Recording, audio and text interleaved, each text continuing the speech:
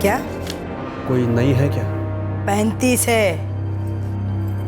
सबके साथ बैठ चुका हूं मैं। कोई नई है तो बताओ। अरे 15 लड़कियों की जगह है मेरे पास, 35 को ठूस के रखा है मैंने। लड़कियां है, कोई माचिस की तिल्ली नहीं जो डब्बे में बंद कर दूं। बैठना है तो इन्हीं में से बैठ।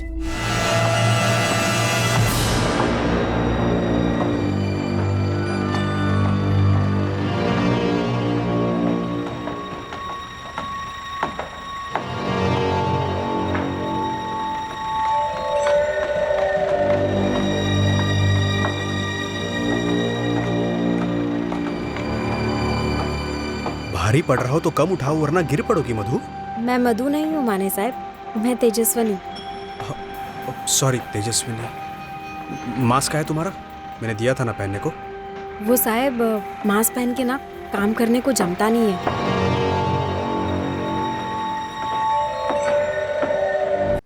ये केस हमें अलग अलग दिशाओं में ले जाने वाला है।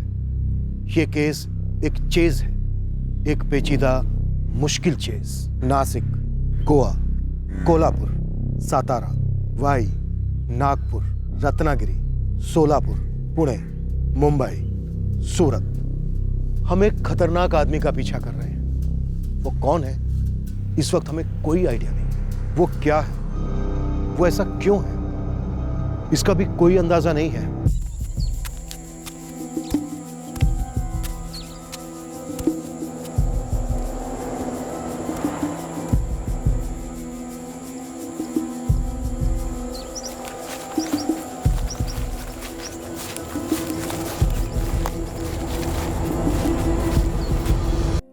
ये आदमी सनकी है, ऑब्सेस्ड है।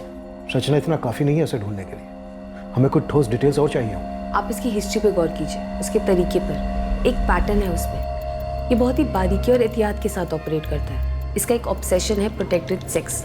हर एनकाउंटर में कॉन्डोम यूज हो।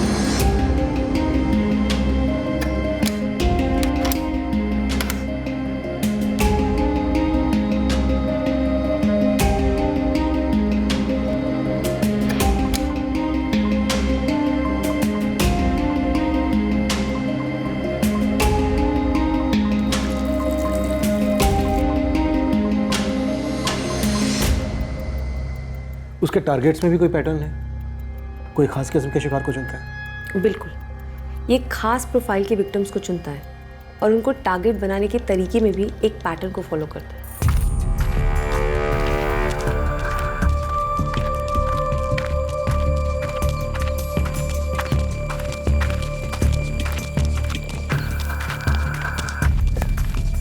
और कितनी दूर चलना होगा? थक गई हो तो थोड़ी देर बैठ जाते हैं।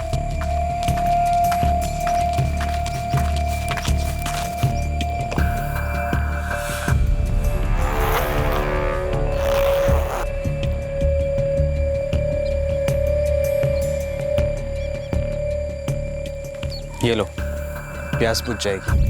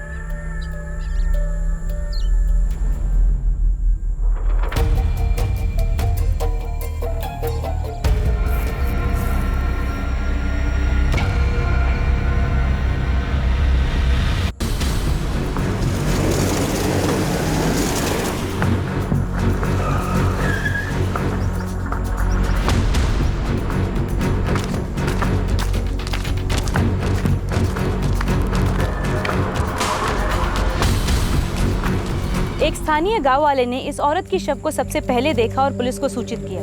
अब तक इस औरत की कोई पहचान नहीं हो पा रही है क्योंकि क्राइम सीन में जो चीजें मिली है वो गुमराह करने वाली मालूम हो रही है। पुलिस पूरे इलाके में ढूंढ रही है, लेकिन ऐसा लग नहीं रहा है कि मुजरिम कोई भी सुराग पीछे छोड़कर गया है।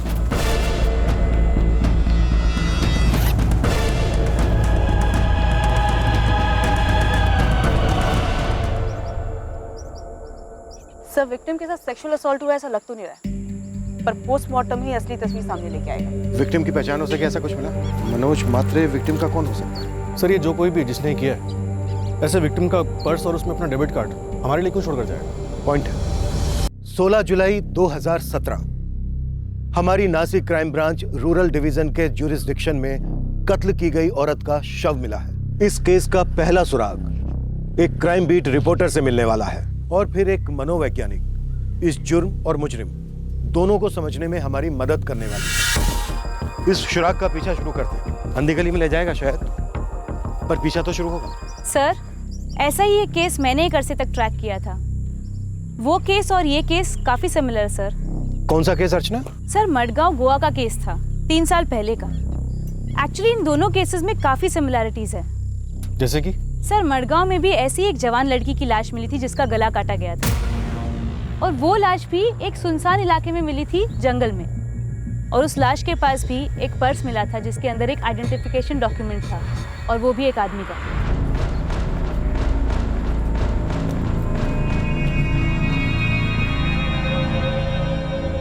अनंत किनी। सर, झोल मालूम होता है। एक आदमी का आई कार्ड एक औरत के पर्स में, उसकी लाश के पास। इतना बड़ा कांड करने वाला ऐसी गलती करेगा नहीं। शायद ये अनंत किनी हमें ये बता पाए कि ये औरत है कौन। सर, केस का FIR नंबर था 147/2014 और औरत की लाश F9/14। सर, ये केस अब तक क्लोज नहीं हुआ है, अनसॉल्व केसेस में पड़ी है फाइल। सर, 2014 में गोवा में करस्पॉन्डेंट थी मैं। उस वक्त मैंने इस केस को काफ़ी फॉलो किया था, ऑलमोस्ट 1 साल तक। तब वहाँ की पुलिस को कोई ब्रेक थ्रू नहीं मिला था, आज भी नहीं मिला। वो औरत ट्रेस हुई थी? नहीं ना सर, एक्चुअली मैंने भी उस वक्त पुलिस की काफ़ी हेल्प करने की कोशिश की थी, लेकिन वही अंधी गली। ये रिपोर्टर अर्चना की गोवा वाली लीड में पता नहीं कितना वजन है, पर गोवा पुलिस से कोऑर्डिनेट तो बनता है। विनीत, तुम इस डेबिट कार्ड वाले मनोज मात्रे को ढूंढ निकालो। सुधा, तुम पोस्टमार्टम की सारी डिटेल्स इकट्ठा करो। मैं पता करता हूँ कि यहाँ के केस में और गोवा के केस में और कितनी समानता है। सर, इन दोनों केसेस में कई चीजें कॉमन है, तो क्या हम एक सीरियल किलर का पीछा कर रहे हैं?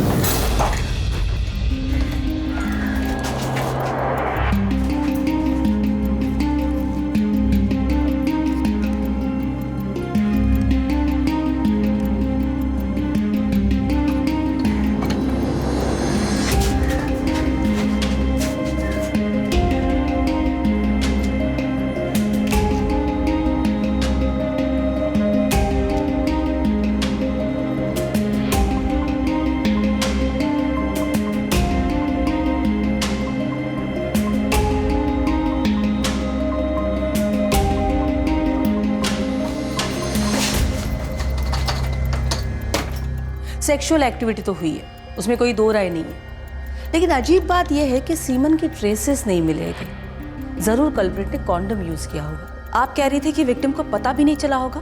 अल्काजेरॉन एक बेहोश करने वाला ड्रग है और विक्टिम के ब्लड स्ट्रीम में भारी मात्रा में पाया गया है। मतलब विक्टिम को टारगेट किया गया था, उसे सुनसान इलाके में ले जाके उसे बेहोश किया गया, शायद पानी या फिर ड्रिंक में ड्रग मिलाकर, और फिर उसका हुआ और फिर कत्ल। पूरी संभावना यही हुआ होगा, लेकिन डॉक्टर, हमें क्राइम सीन से कोई भी कॉन्डम नहीं मिला है और ना ही ऐसी कोई चीज मिली है जो सेक्सुअल असॉल्ट या फिर मर्डर से जुड़ी हो। मुजरिम ने कोई एविडेंस पीछे नहीं छोड़ा है, बहुत चालाक मालूम होता है, शायद तजुर्बेकार। हाँ, इस डेबिट कार्ड की डिटेल्स हमें हमारे बैकएंड से पता करनी होगी कि इस मनोज मात्रे का अकाउंट हमारे कौन से ब्रांच से लिंक्ड है। मिस्टर राव, जितना जल्दी हो सके उतना अच्छा होगा। इस केस में यही एक लीड है हमारे पास, मनोज मात्रे का डेबिट कार्ड जो मारी गई औरत के पर्स में से बरामद हुआ। इस मनोज मात्रे की डिटेल्स मिल जाए तो हमारी काफी हेल्प होगी।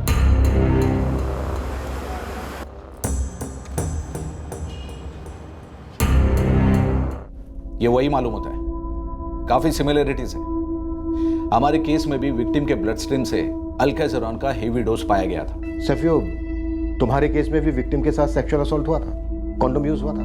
यस गावड़ी, कॉन्डोम पहनकर सेक्सुअल असॉल्ट। और उसके बाद गला काटा गया। कत्ल के 14 घंटे बाद बॉडी मिली थी। सेक्सुअल एक्टिविटीज तो हुई है, लेकिन विक्टिम को तो पता ही नहीं चला होगा क्योंकि वो बेहोश रही होगी और हमें सीमेंट ट्रेसेस तो मिले नहीं। तो इसलिए हम ये कह सकते हैं कि असॉल्ट कॉन्डोम पहनकर किया गया होगा। सर, हमें क्राइम सीन के आसपास कुछ भी नहीं मिला सिवाय उस औरत के पर्स में मिले लाइसेंस के, जो किसी अनंत किनी के नाम का था। और इस अनंत किनी का कोई कनेक्शन नहीं बना? जी नहीं, कोई कनेक्शन नहीं बना। और ये ड्राइविंग लाइसेंस मंगलुरु आरटीओ ने इशू किया है और अनंत किनी हमें मंगलुरु में ही मिला। अनंत किनी का ड्राइविंग लाइसेंस विक्टिम के पास कैसे आया? हाँ हाँ सर, अनंत किनी मेरा ही नाम है, ये फोटो मेरा ही है और ये ड्राइविंग लाइसेंस भी मेरा ही है। वैसे कहाँ मिला ये? इस औरत के लाश के पास, मडगांव गोवा में। लाश के पास? कैसे? वही तो हम तुमसे पूछने आए हैं, गोवा से। मिस्टर अनंत किनी, ये औरत है कौन? मुझे क्या पता ये औरत कौन है, और मैं तो मडगांव कभी गया भी नहीं हूँ। तो क्या तुम्हारा ड्राइविंग लाइसेंस खुद ब खुद तुम्हारे वॉलेट से निकलकर सीधे मडगांव पहुंच गया? मेरा वॉलेट चोरी हो गया था और उसमें मेरा पैन कार्ड वगैरह सब कुछ था सर।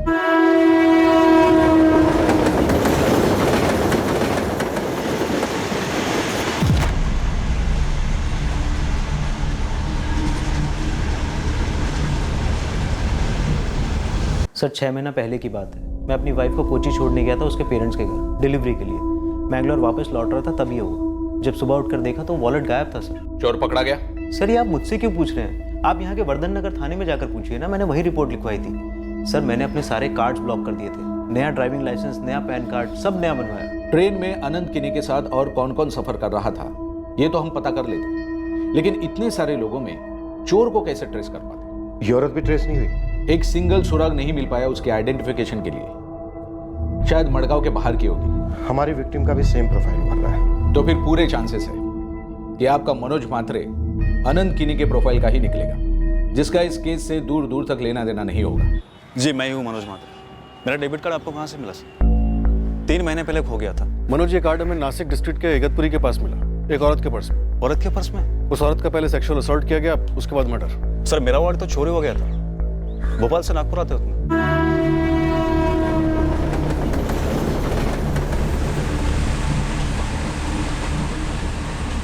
और जब सुबह मेरी नागपुर में नींद खुली तब जाकर मुझे पता चला कि मेरा तो वॉलेट ही गायब है। शुक्र है मेरे वॉलेट में सिर्फ बैंक के कार्ड्स थे, जो उसे तुरंत मैं ब्लॉक कर सका। इस औरत को जानते हो? मैं कैसे जानूंगा सर, मेरा नासिक साइड में तो आना जाना हुआ ही नहीं कभी। हाँ, एक आध बार शिरडी और शनि शिंगणापुर जाकर आया हूँ दर्शन के लिए। पर दोनों केसेस में एक दो नहीं, कई चीजें कॉमन है विनीत। हाँ सर, इतना तो पक्का है। ये सीरियल किलर सेक्सुअल असॉल्ट और मर्डर करने के अलावा चालाक चोर भी है। पर चोरी पैसों की नहीं, पहचान की करता है। और गोवा के केस की तरह हमारे केस की भी विक्टिम की शिनाख्त नहीं हो पाई है। पूरे 3 दिन हो चुके हैं। सुधा, हमारे केस की विक्टिम नासिक या इगतपुरी के बाहर की हो सकती है। सर मैंने महाराष्ट्र स्टेट के सभी थानों में विक्टिम की फोटो और केस डिटेल भिजवा दी है। और सर अगर विक्टिम महाराष्ट्र के बाहर की है तो तलाश का दायरा काफी वाइड हो जाएगा। 3 साल के गैप के बावजूद दोनों केसेस में मॉडस ऑपरेंडी लगभग 100% मैच हो रही है। हो सकता है किसी सीरियल किलर का काम, और हो सकता है इस वक्त वो अपने अगली शिकार की तलाश में घूम रहा हो।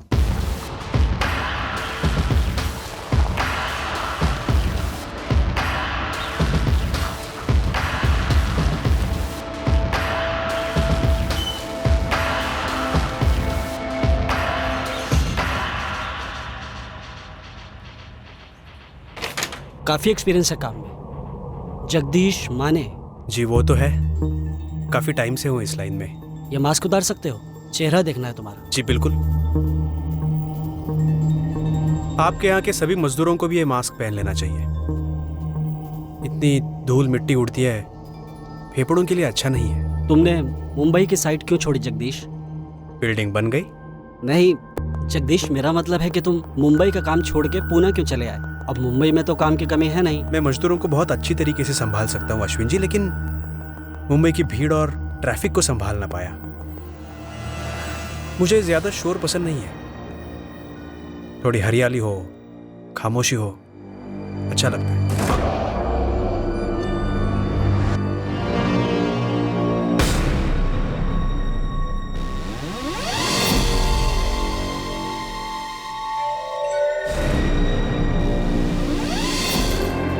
क्या कोई नई है क्या?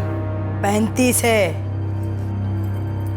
के साथ बैठ चुका हूं मैं, कोई नई है तो बताओ। अरे 15 लड़कियों की जगह है मेरे पास, 35 को ठूस के रखा है मैंने। लड़की है, कोई माचिस की तिल्ली नहीं जो डब्बे में बंद कर दूं। बैठना है तो इन्हीं में से बैठ। जब मैं साइड की धूल और पसीने से घर लौटता हूँ ना, तो मुझे ताज़ी हवा लगती है, बस थोड़ी खुशबूदार हो। ठीक है जगदीश, मैं अपने अब सेठ से बात करता हूँ। तुम मुझे कल आकर मिलो, मुझे लगता है तुम्हें काम मिल जाएगा। जहां पर भी घात लगाए बैठा है ये सीरियल किलर, अगले शिकार पर लपकने से पहले ही हमें इसे रोकना है। आप सही कह रहे हैं। दरअसल तब 2014 में हमें केस को ठंडा पड़ने नहीं देना चाहिए था। रचना शानबाग की बात हमें सीरियसली लेनी चाहिए थी। रचना ने तब पॉइंट आउट भी किया था कि इस केस में कुछ साइंस है जो किसी मेंटली अफेक्टेड शख्स के हो सकते हैं। कौन है रचना शानबाग? कहाँ मिलेगी? वो एक साइकोलॉजिस्ट है और इस वक्त मुंबई में फॉरेंसिक डिपार्टमेंट की कंसल्टेंट भी। महाराष्ट्र के सारे केसेस चेक करो, नेशनल क्राइम डेटाबेस भी स्कैन करो। सेक्सुअल असॉल्ट की कोई भी हिस्ट्री हो या हमारे केस से मिलता जुलता एक भी केस हो, तुरंत पेपर्स मंगवाओ। मैंने इंस्पेक्टर सावी रॉड्रिग्स को पूरी रिसर्च हैंडओवर की थी ऐसी पैटर्न के सीरियल किलर्स के बारे में। छोटा सा क्लू भी मिल जाए तो पूरी गंभीरता से लेना बहुत इंपॉर्टेंट, और यहाँ तो मैंने पूरी लीड दी थी। रचना, अब हम जाग गए हैं और हमें हर हाल में इस भयंकर मुजरिम को पकड़ना है। आई थिंक इन 3 सालों में इसके और भी विक्टिम्स रहे होंगे, और ये भी हो सकता है कि अभी इस वक्त इस मिनट जब हम उसका एनालिसिस कर रहे हैं तो ये किलर अपने अगले शिकार का टारगेट कर रहा हो।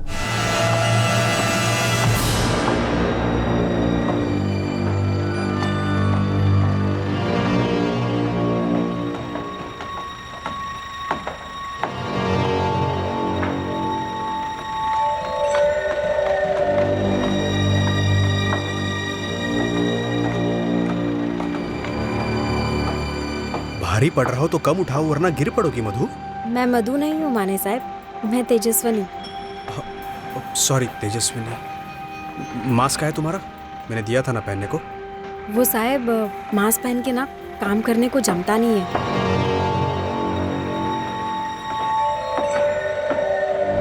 दोनों ही केसेस में यानी कि वो दवाइयों का जानकार है। इस दवा से तुरंत नींद आ जाती है, वो ये बात जानता है। और उसी बेहोशी की हालत में वो विक्टिम्स के साथ सेक्स करता है, फिर उन्हें मार डालता है। क्यों? जाहिर सी बात है, ताकि वो जिंदा ना बचे उसे पहचानने के लिए। वो सेक्सुअल असॉल्टर होने के साथ साथ कातिल भी है। सेक्स की भूख एक लत है, उसके लिए एक ऑब्सेशन है, एक बेलगाम जुनून की तरह। लेकिन उसका जुनून यहीं खत्म नहीं होता। इन्वेस्टिगेशन को गुमराह करने का भी उसका एक तरीका है। वो आपको भी गुमराह करने में उतनी ही मेहनत करता है। आप उसको कहाँ ढूंढेंगे वो पहले से ही प्लान कर लेता है। आपको नासिक पुलिस को नागपुर भगाया और मडगांव पुलिस को मैंगलुरु भगाया। हमें इस आदमी का चेहरा चाहिए, इस आदमी का नाम चाहिए। मैं दावे के साथ कह सकती हूँ कि ये आदमी कोई फिक्स नाम से ऑपरेट नहीं करता होगा।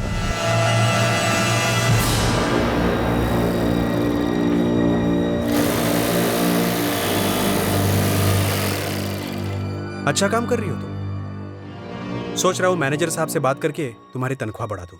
Thank you Peter sir. Welcome.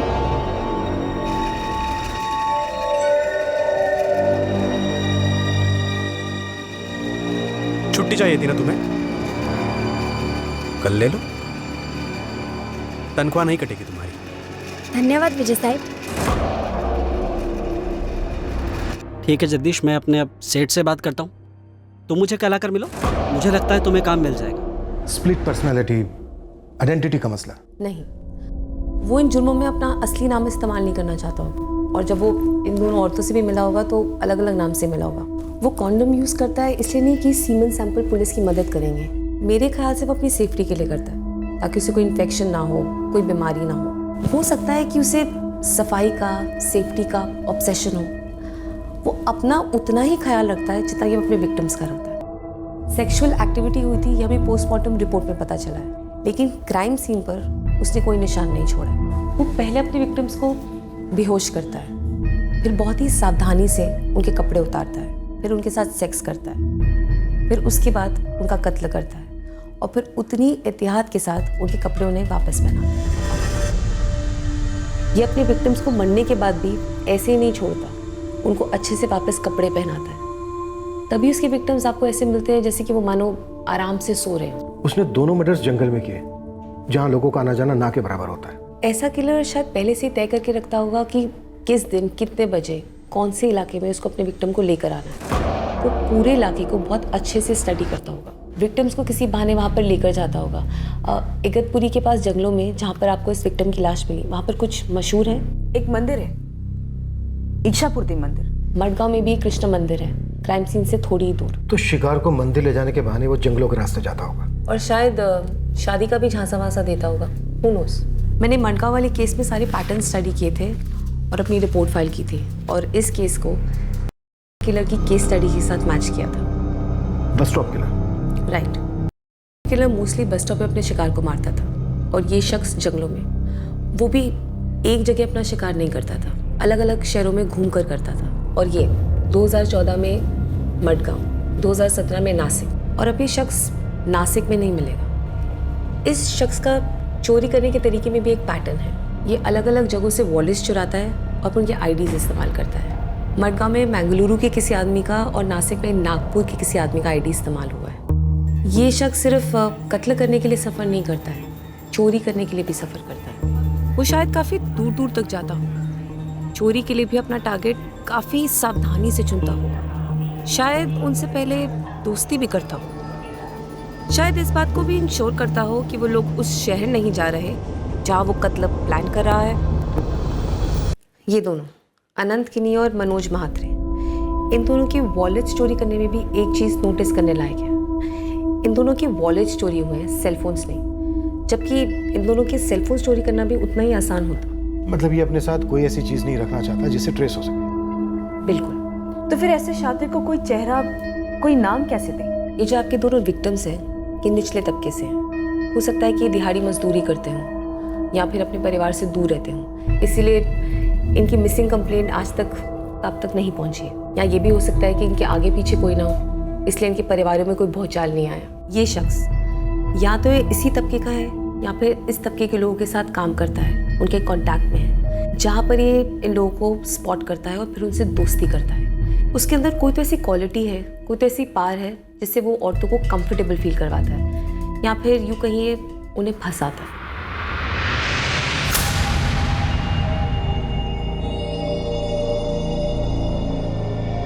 Jagdish, मैं तुम्हारे साथ नहीं आ पाऊंगी। मेरे यहाँ 2 बच्चे हैं जो मेरे पति ने मेरे गले बांधे और भाग गया कुतरा। देखो, तुम वहां अच्छा कमा सकोगी, बच्चों को सिखा सकोगी, क्या इससे खुशी नहीं होगी तुम्हें? लेकिन क्या मुझे इससे अच्छा काम मिलेगा? मतलब जो यहाँ से ज़्यादा पैसे दे, और ऊपर से वहाँ रहने का, खाने का खर्चा यहाँ से बहुत ज़्यादा होगा ना। अच्छा काम दिलाना मेरी जिम्मेदारी मधु। यहाँ से 2 गुना ज्यादा बचा पाओगी तुम। ठीक है जगदीश, मैं चलूँगी तुम्हारे साथ, लेकिन तुम मुझे ये बार बार मधु मधु क्यों बुला रहे हो? फिर से गलती हो गई। या तो ये अपने सेक्सुअल डिज़ायर्स को, अपनी इच्छाओं को डायरेक्टली बोल नहीं पाता होगा, या फिर ये औरतें इसकी इच्छाओं के सामने झुकती नहीं होंगी, इसलिए ये उनको देकर बेहोश कर कर अपनी विकृति को अंजाम देता होगा और उसके बाद उनका कत्ल कर देता होगा। इस आदमी की सेक्सुअल नीड नॉर्मल नहीं है। ऐसे लोगों में एक अनकंट्रोलेबल सेक्सुअल अर्ज होती है, एक सेक्सुअल नीड होती है, और वो कॉन्डोम यूज करता है। सिर्फ इतना क्लू काफी नहीं है हमारे लिए। ओके, अभी तक हमारे पास क्या हिस्ट्री है? रेड लाइट एरियाज, वो पे जरूर जाता, वो तो हम खंगाल रहे हैं, लेकिन वहाँ पर भी आप उसको उसके बिहेवियर पैटर्न के हिसाब से ही ढूंढेगा। आजकल ज़्यादातर सेक्स वर्कर्स प्रोटेक्शन पर इंसिस्ट करते हैं, उनके पास अपना स्टॉक होता है, लेकिन क्योंकि हमारा सीरियल किलर सफाई और सुरक्षा पसंद है, वो अपना कॉन्डम्स का स्टॉक लेकर जाता होगा और इंसिस्ट करता होगा कि वही यूज़ करें। पॉइंट है role play. Role play? Yes, role play. इनके साथ सोना चाहता हो, लेकिन ये औरतें उसके सामने झुकी ना हो, और क्योंकि वो डेस्परेट है, सनकी है, वो इन सेक्स वर्कर्स से रोल प्ले करवाता होगा ताकि वो औरतें बन जाएं जिसके लिए वो डेस्परेट है। तो शायद इन सेक्स वर्कर्स को वो उस नाम से बुलाता होगा जिन औरतों के साथ वो सेक्स करना चाहता होगा। Quite possible. वो अपनी सारी फैंटेसीज इन सेक्स वर्कर्स के द्वारा पूरी करता होगा।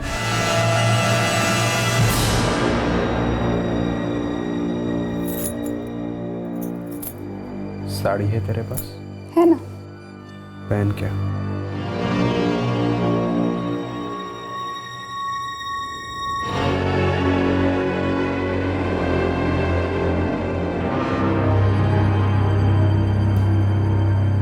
मधु,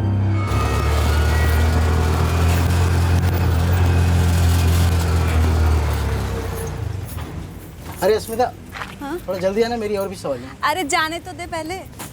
क्या रे गुरु, क्या काम है? अस्मिता सुन ना, मुझे एक आदमी चाहिए, वो थोड़ा येड़ा है, क्रैक। साहब लोग बोल रहे थे ये जो तेरा नासिक वाला अड्डा है वहाँ गारंटी आया रहेगा। तूने मुझे आधार कार्ड का सेंटर समझ के रखा है क्या? फोटो तो दे उसका। वही तो नहीं है। तो फिर हवा से ढूंढ के निकालूं क्या? अरे तू समझ नहीं रही, मतलब मुझे इतना ही पता है कि वो येड़ा है, सनकी है, बस। हमारे पास जो आधे से ज्यादा आते हैं ना वो येड़े और सनकी होते हैं। ये अलग टाइप का येड़ा है, मतलब अपना कॉन्डोम साथ लेकर आता होगा। अरे बस मत, सच में बोल रहा हूँ। अब देख, तेरा नाम अस्मिता है ना, अगर वो तेरे साथ बैठेगा तो तुझे किसी और नाम से पुकारेगा, करिश्मा, रेशमा या कुछ और। अरे कोई आइटम होगी इसके हाथ नहीं आई होगी, तो रोल प्ले टाइप का कुछ करता होगा ऐसा। साहब लोग बोल रहे थे। आगे बोल।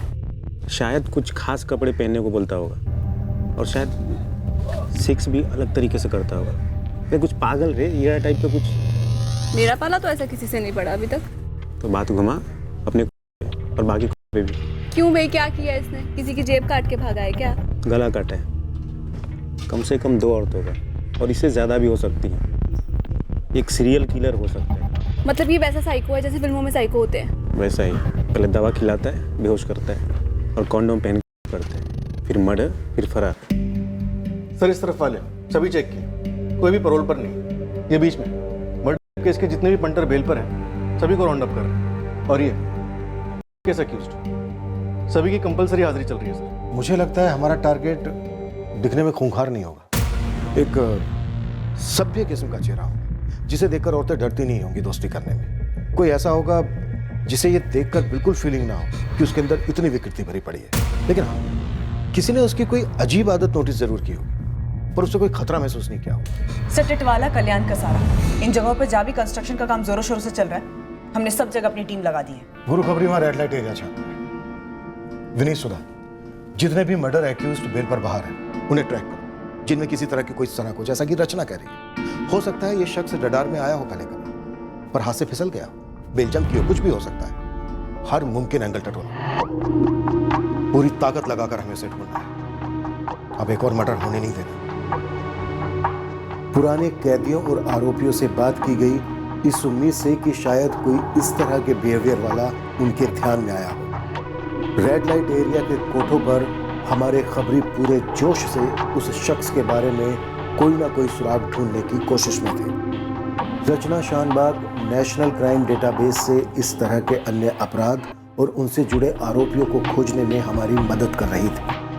पूरे राज्य और राज्य के बाहर के भी पुलिस थानों में दोनों विक्टिम्स की तस्वीरें और डिटेल्स भेजी गई, इस उम्मीद से कि कहीं कोई सिमिलर मिसिंग केस या कोई इंक्वायरी में कोई छोटा सा भी ब्रेक थ्रू मिला हो। पर जिस आदमी की हमें तलाश थी वो अभी हमसे कोसों दूर था। गुमनामी की चादर में लिपटा वो कोई भी हो सकता था, कहीं भी हो सकता था।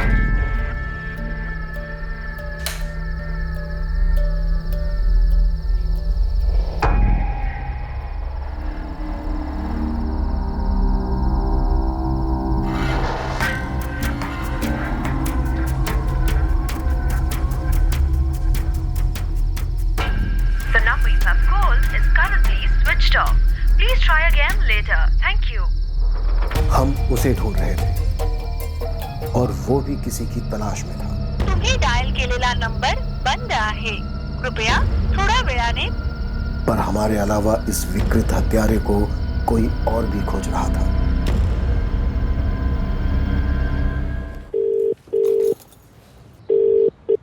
हाँ स्मिता, अरे केस की बोनी तो करा। पूजा नाम है लड़की का। हाँ, रामाबाई के पे बैठती है। पूजा, बता क्या जानती है? पहले ये बता कि तेरी टिप में मेरा कितना टक्कर है? अरे यार पूजा, कुछ काम की बता तो सही। इंस्पेक्टर मिलिंद, मुझे शायद आपकी केस में एक लीड मिली है। वैसे अभी तो नेशनल डेटाबेस से मिले सारे अपराधियों और आरोपियों की फाइल्स मैंने नहीं छानी है, लेकिन मिसिंग फाइल्स में एक ऐसा नाम है जो शायद हमारे किलर की प्रोफाइल से मैच करता है। कौन है गुमशुदा आदमी? इसका नाम है कमलेश यादव। ये अक्टूबर 2016 में सतारा से गायब हुआ था।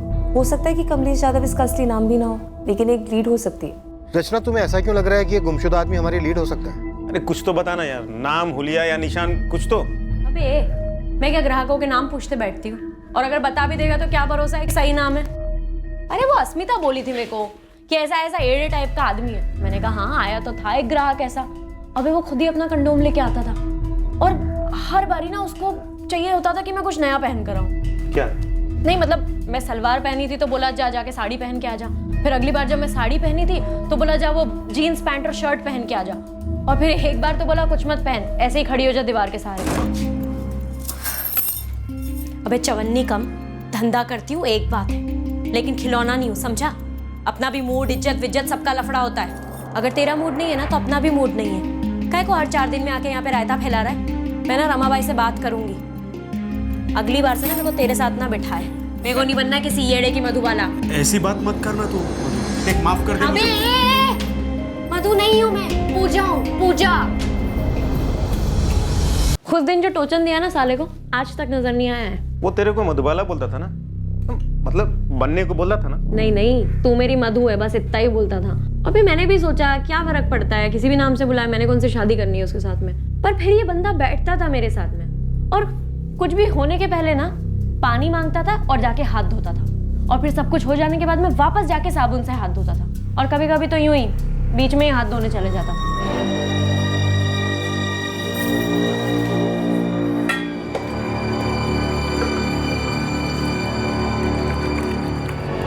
अबे ओ भीगे उठते रहे, यहाँ पानी की ना जबरदस्त किल्लत है, तो क्या बार बार हाथ धोता रहता है? कूड़ा दानू मैं?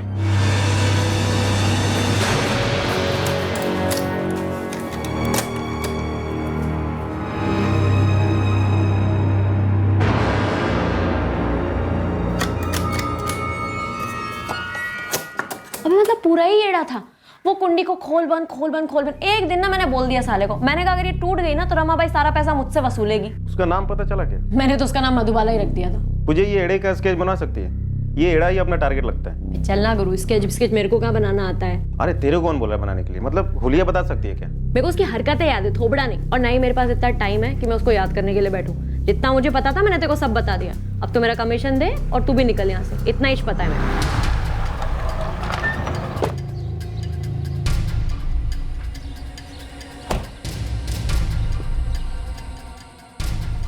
ये रहा वो शख्स, सतारा में लीबर सुपरवाइजर था, अक्टूबर 2016 से गायब है।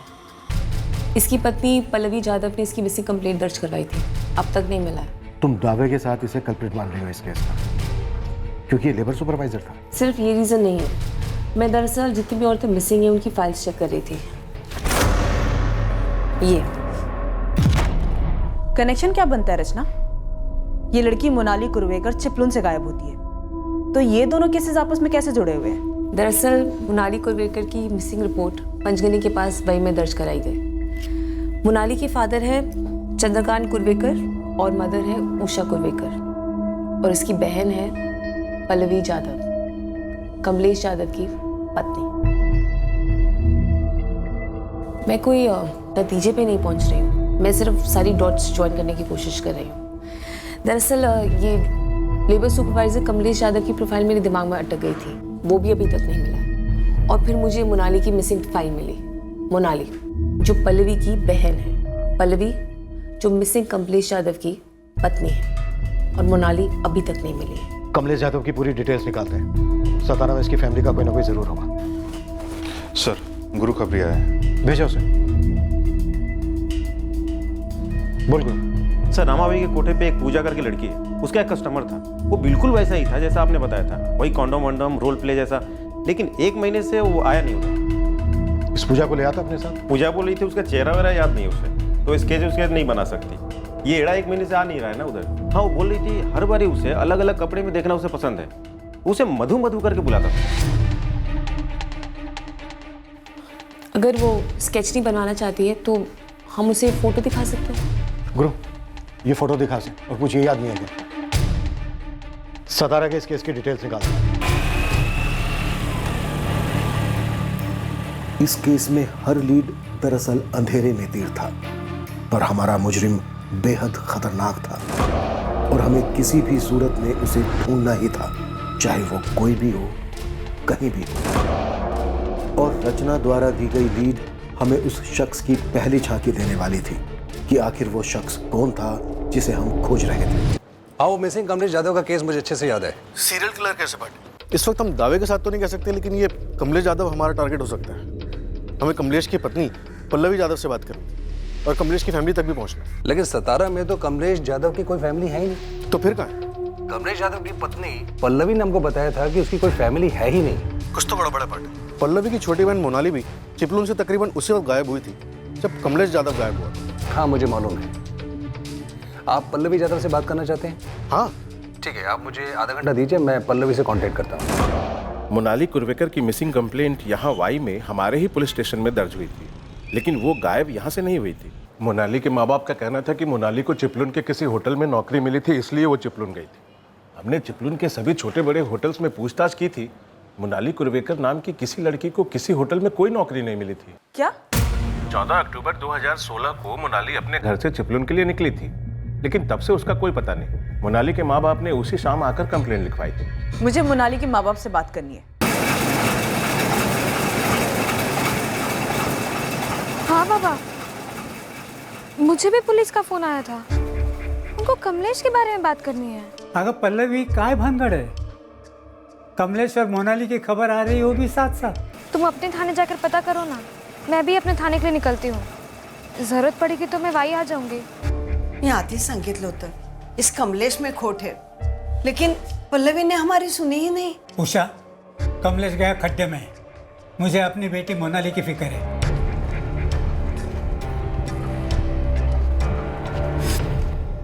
ये है तेरा मधुबाला। सर आपकी ये साइको मैडम ने सही पकड़ा है, ये कमलेश यादव ही आपका टारगेट है। पूजा ने पहचान लिया इसको। पूजा को इसने अपना क्या नाम बताया था? पूजा को इसका नाम तो नहीं पता था, लेकिन वो इसको मधुबाला करके बुलाती थी, क्योंकि ये एड़ा चाहता था कि वो इसकी मधु बने, और ये पूजा को हमेशा मधु मधु करके बुलाता था। अब हमें पल्लवी और उसके परिवार के पीछे लगना होगा। क्या पता शायद पल्लवी की छोटी बहन मोनाली को इस कमलेश यादव ने मार दिया।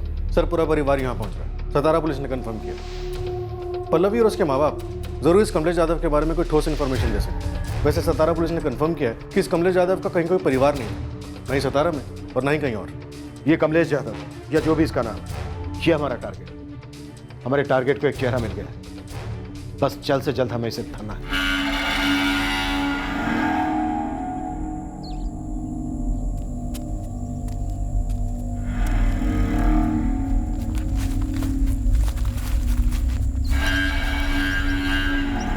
इंस्पेक्टर मिलन बिल्कुल सही है, कमलेश यादव ही हमारा टारगेट है। मुझे और सबूत मिले हैं उसके खिलाफ। और क्या सबूत मिले रचना? मैंने आपसे कहा था ना कि ये सस्पेक्ट पहले भी पुलिस के रडार में रहा होगा और फिर फिसल गया होगा, ऐसा ही हुआ है। और ये हुआ था कोल्हापुर पुलिस से। हमारा टारगेट एक केस में आरोपी है, एक मर्डर केस में पकड़ा गया था। इसका असली नाम है सुधीर परब। जैसा तुमने कहा रचना, एग्जैक्ट वैसा ही हुआ।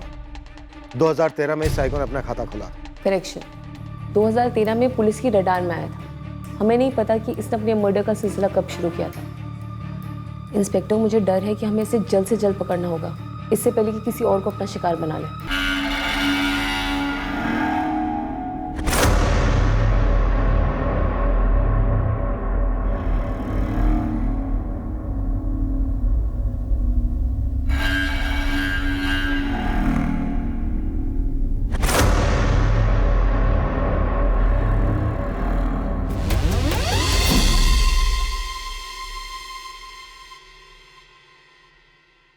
तेजस्विनी, कब निकलना है यहाँ से? मैंने सुपरवाइजर साहब से बात कर ली है, यहाँ से डबल पैसे मिलेंगे। सच? सच। मुझे एक हफ्ते का वक्त दो जगदीश, वो बच्चों को समझाना होगा।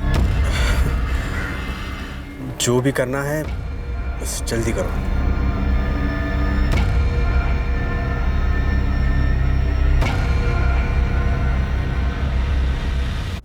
हमारा संदिग्ध एक पुलिस थाने की गिरफ्त में था। 2013 में उसने मैथिली खेड़ेकर नामक औरत की हत्या की थी।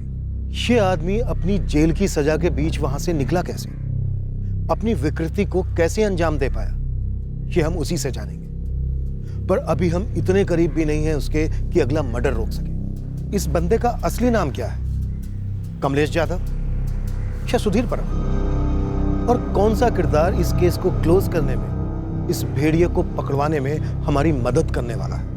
इससे पहले कि वो फिर से किसी को अपना शिकार बनाए, हमें उसका शिकार करना है। कल के एपिसोड में हम आपके सामने इस चेस का शेष भाग पेश करेंगे। क्राइम पेट्रोल सतर्क हो। जय हिंद।